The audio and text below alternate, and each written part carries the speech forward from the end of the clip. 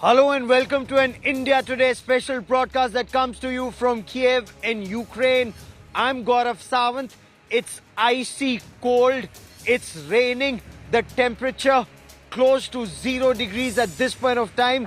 But it's not just the political but also the military temperatures at borders that is soaring, especially with satellite imagery now showing that Russian troops have built additional pontoon bridges and have amassed not just artillery but also armor.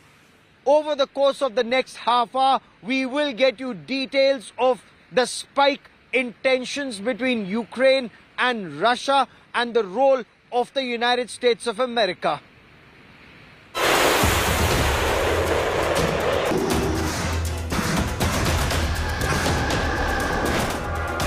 Helicopters, airfield and artillery. Satellite images show massive Russian buildup. Putin says Russia does not want a war. More inflation. West alleges Russia planning false flag operation.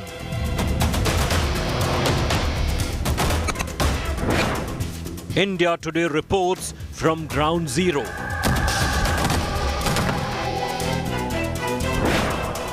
War machine rumbles, we report. India Today in Ukraine. Russian President Vladimir Putin had made it very clear Russia does not want war. In fact, Russia indicated that they were withdrawing troops who were participating in a military exercise in Crimea. But this is not what the United States and other NATO countries accept. What they are saying is Russia may have withdrawn some troops, but have they gone back to their barracks? Point one. Point two, they say additional troops have now been amassed at borders with Ukraine, and that there already are close to a lakh of Russian soldiers at multiple borders with Ukraine. This apart from troops who are there in Belarus as part of an exercise. So they are saying Russian talks of withdrawal is a sham. Satellite images also indicate the building of pontoon bridges and amassing of artillery and armor. Russia, of course, says all of this is just Western propaganda, and actually they need to look at the Western media to know when will an attack actually take place.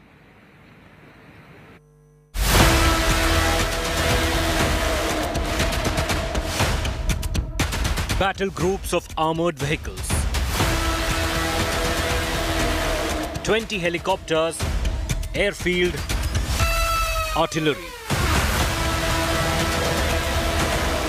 A pontoon bridge and a field hospital.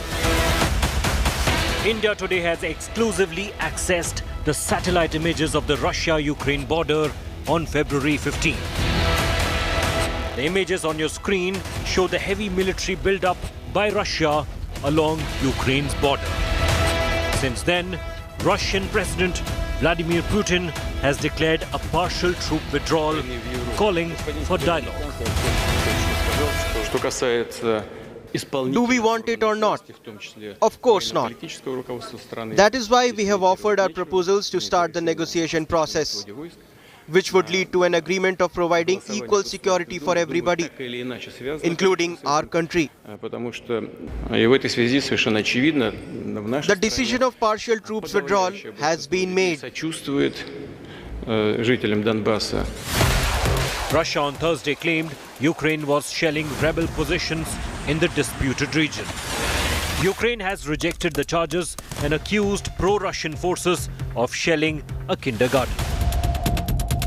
The NATO and the West fear Moscow could be setting the stage for a false flag operation that could lead to invasion of Ukraine. The Western world is skeptical about Russian claims of withdrawal. News agency Reuters has quoted an anonymous White House official as saying Moscow has increased its troop presence along the border by as many as 7,000 troops. US President Joe Biden has warned Russia many times. it will have to face consequences if they invade Ukraine. Along with our European allies. If Russia does invade in the days and weeks ahead, the human cost for Ukraine will be immense. And the strategic cost for Russia will also be immense. If Russia attacks Ukraine, it'll be met with overwhelming international condemnation. The world will not forget that Russia chose needless death and destruction. Invading Ukraine will prove to be a self-inflicted wound. The United States and our allies and partners will respond decisively. The West is united and galvanized. All eyes are on one man, Vladimir Putin. Will he back off or raise the stakes further? With Gaurav Sawant in Kyiv, Ukraine, Bureau Report, India Today. So is this the lull before the storm, or is the storm actually not there? There are such conflicting reports that emerge from Russia and from the White House in the United States of America. So this unnamed White House official has told agencies that 7,000 Russian troops, additional Russian troops, have been amassed at the borders with Ukraine. There is a rather tense atmosphere even here in Ukraine, and this special broadcast comes to you from the Freedom Square. Every day you have hundreds of people who actually assemble here and say that they will fight for their freedom. Of course, Ukraine doesn't want war. Russia doesn't want war.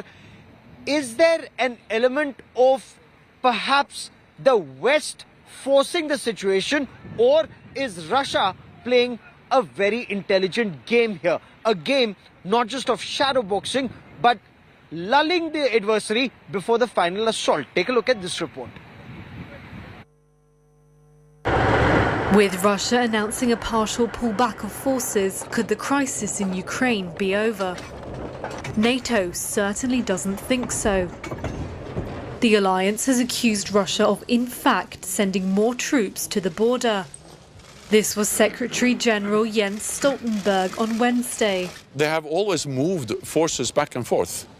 So just that we see movement of forces or battle tanks doesn't confirm a real withdrawal. It has been a bit up and down, back and forth all the way, but the trend of the last weeks and months has been a steady increase in the Russian capabilities close to Ukraine's borders.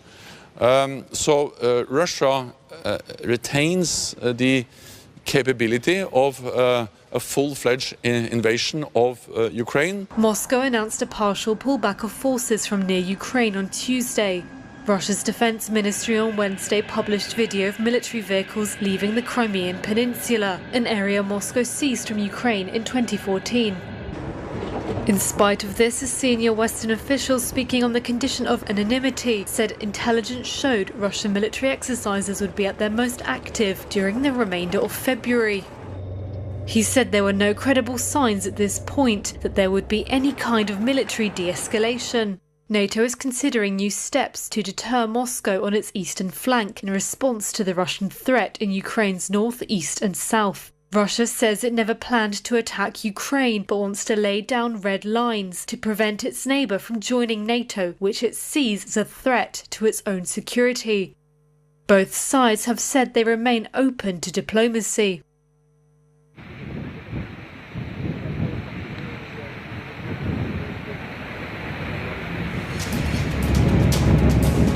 India is considered very close not just to Russia but also to the United States of America, and of course even Ukraine, close to all parties involved here. Of course, there are a large number of Indian students who live in Ukraine, and not just here in Kyiv but in different parts of Ukraine. They're studying medicine, business, they're engaged in business here, the Indian community here. So there is an apprehension. Some want to come back. Of course, the government is allaying fears. The government says there is no reason to be concerned, at least not as yet. Measures are being taken to ensure that if Indians need to be brought back or they want to come back, an air bridge can be created. But that is only as a precautionary measure. It's only being talked about at this stage. Of course, certain COVID restrictions on flights to and from Ukraine are also now being eased.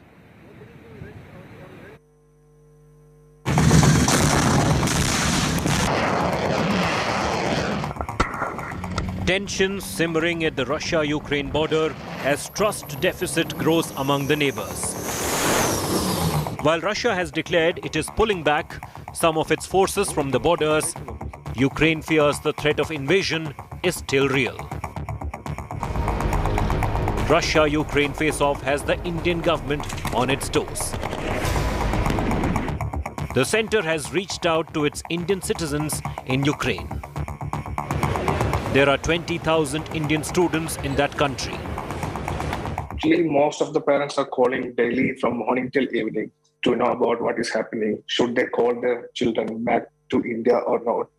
So, but till now, as a situation, we get to know from students and from Indian Embassy and from the University Authority, everything is stable. The Ministry of External Affairs on Wednesday set up a control room for assistance of Indian nationals in Ukraine. The government has also started a 24-hour helpline for Indian citizens in East European nations. The move comes after the Indian embassy in Kyiv received calls complaining about the non-availability of flights to India. The MEA asked people not to panic as more flights are being arranged as all COVID curbs on incoming flights from Ukraine have been lifted. Our focus is and remains on Indian citizens, Indian students, Indian nationals, rather than anything larger than that. And in terms of what we need to do to ensure that they are safe and they are provided the information that we have. Much depends on how events play out. Bureau Report, India Today.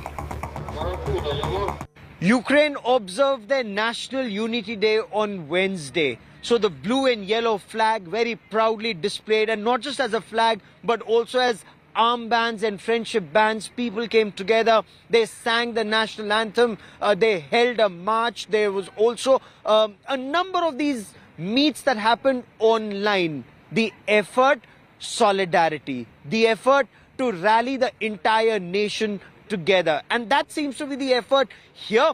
Of course, Russia once again is constantly saying there is no way that they intend to invade Russia. There's another aspect. So it was snowing till some time back. Right now it's drizzling. The snow is melting.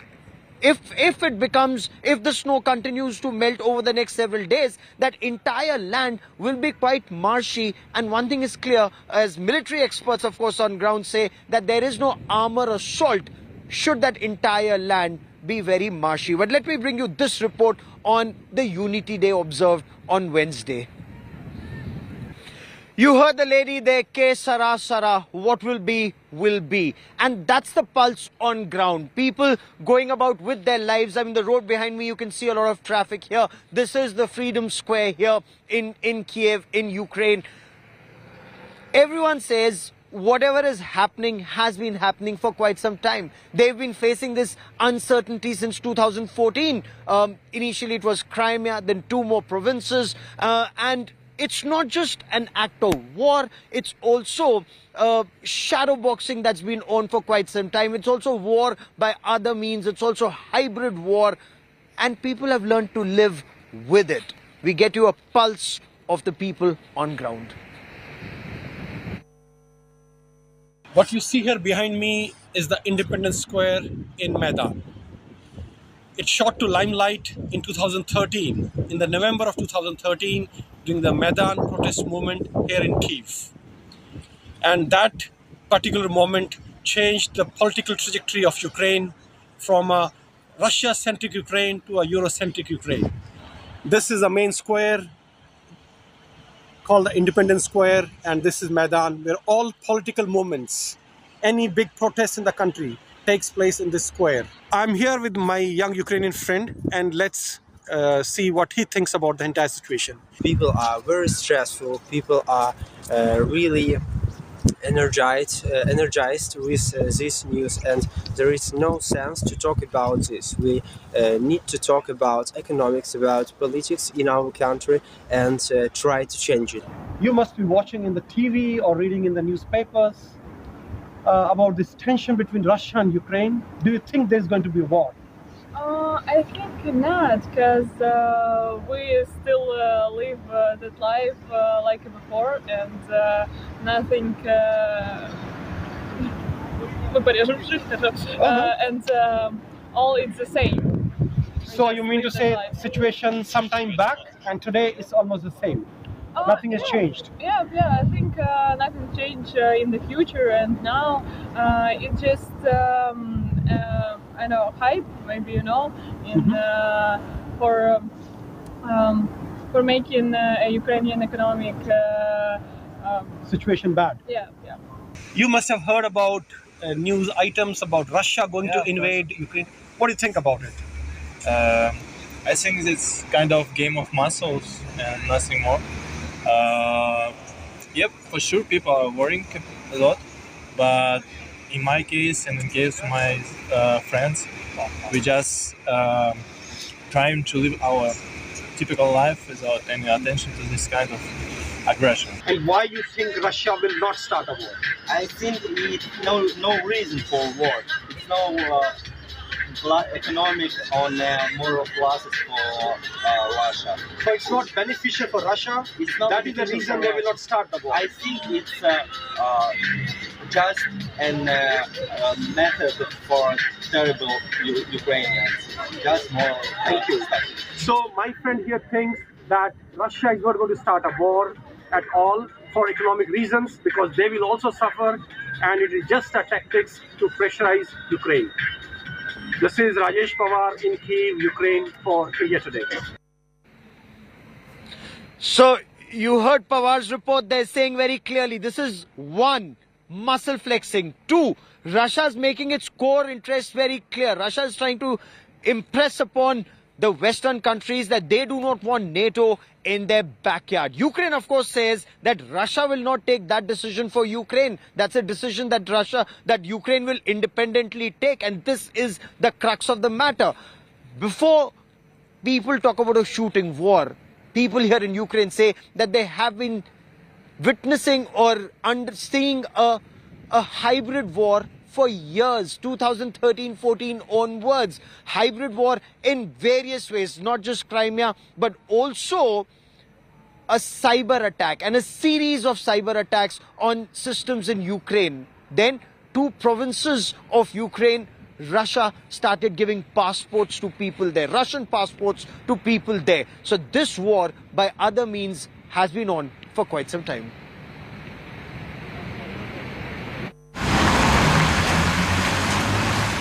Donetsk is a city in eastern Ukraine controlled by Russia-backed separatists. Ivan Malyuta, a resident, applied for Russian citizenship this month. He and his wife, along with 3 of their children, will soon be getting Russian passports through fast-track procedure. And with that, they will join more than 720,000 residents of rebel-held areas in eastern Ukraine who have received Russian citizenship and passports. Хочу быть гражданином Российской Федерации, мы же к этому идем. Почему нет? В связи с ростом напряженности и возобновления слухов о возобновлении военных действий на территории Донбасса, желающих вступить в гражданство Российской Федерации увеличилось. Not only the lure of a quick path to citizenship, Russia has offered residents of the self-proclaimed Donetsk and Luhansk republics membership in the Kremlin's ruling party. There are other perks as well. COVID-19 vaccines or trade preferences for local manufacturers are also offered by Russia to people of this region. And they are taking full advantage of these. Мы голосовали на референдуме за изменение в Конституцию. Мы участвовали в выборах в Государственную Думу. И полновесно чувствуем себя гражданами великой и мощной страны, которая, согласно Конституции своей, защищает своих граждан, где бы они ни находились. Не только сейчас, когда получили паспорта, чувствуем защиту и поддержку России. Это определяется все годы, значит, с начала Конституции, с начала 2014 года. Это и гуманитарная помощь, и помощь беженцам, которая была оказана туда своевременно, и те вакцины, которые нам предоставляет Россия для защиты от ковида, те указы президента России, который дает возможность нашим предприятиям интегрироваться Российскую Федерацию на более широких возможностях. Очень надеемся и так и слышим. Представители нам говорят, что Путин нас не бросит, и все будет хорошо. Ukraine has been appalled by the efforts amid rising tensions and fears a new invasion. Наприклад, масова паспортизація громадян України, які проживають на території окремих районів Донецької та Луганської областей, є чітким, грубим порушенням логіки мінських домовленостей. But for Putin, it's a job done in the name of addressing a humanitarian crisis in the region. Терпеть ситуацию, при которой люди, проживающие на территории вот этих Донецкой и Луганской республики, вообще лишены каких бы то ни было гражданских прав, это уже переходит границы с точки зрения прав человека. Они не могут передвигаться нормально, не могут реализовать самые элементарные свои потребности и реализовать свои элементарные права. Это вопрос чисто гуманитарного характера. In 2014, in the Donbas region, military units known as Little Green Men, who wore no official insignia, moved in with equipment from Russia. So this is the so-called new normal that Ukraine has been living with. It's only been taken up a few notches now with this talk that there could be an invasion. Will there be an invasion? There, of course, now is a new date that has been given by American intelligence agencies or sources, as some say, to some of the journalists in the West. We'll be tracking that story very closely. India Today is reporting from ground zero over the next several days. But that is all I have for you on this special broadcast from Kyiv in Ukraine. Many thanks for watching. For all the latest news and updates, stay with us.